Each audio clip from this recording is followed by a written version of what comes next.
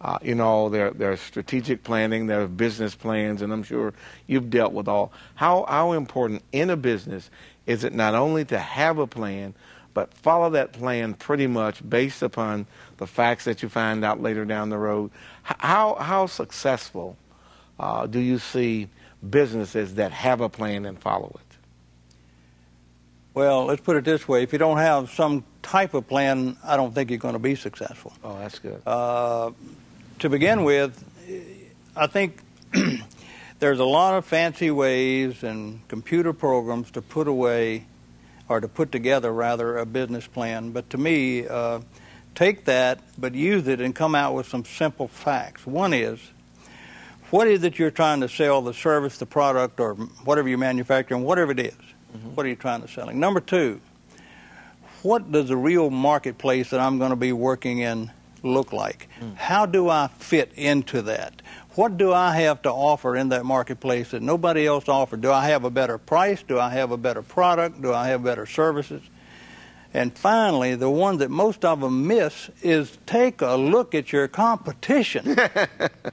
Wow. Because let's face it, the last new model buggy didn't look and see Henry Ford was building Model Ts. But you got to look at the competition, right. and you got to look at where you fit in that marketplace. But the second thing that I find that just amazes me, people don't realize you can go broke while showing a big profit. Wow. Now you got to talk to me about that. All right, well, I can do that. I can do that because it's called cash flow. Right.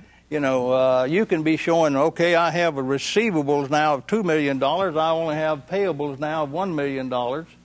But guess what? I got a $300,000 payroll this week, and the money hadn't come in yet. Now what am I going to do? Good point. So I like to see a business, especially a startup business, project his first 6 months, and then give his 12 months and 2-year goal. But don't pay any attention to them much. Concentrate on those first 6 months. If I do this week and this week and this week, I'm going to produce so much this month, and I'm going to create this bill and that bill. And I would track it every week in the beginning. After a while, it'll become second nature. But track that cash flow, because I've seen people who had a wonderful idea, had a good business, and they run out of money. And, of course, in today's environment, you run out of money, it wouldn't make any difference if you had good credit. The bank wouldn't lend it to you. Right. So then that cash flow is ever important. Yes. Ever important. Yeah, it's sort of an old-fashioned approach, but it still works. I don't care how big your business is.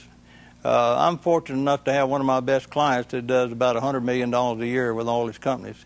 And, he's stuck to a simple plan. He looked at his balance sheets, he looked at his P&Ls, he pays very little attention to them. He looked at how much money he's got in the bank and how much he owes all the time. That's pretty simple. Yeah, it is. But pretty effective. Yes, it is. Yes, wow. It is.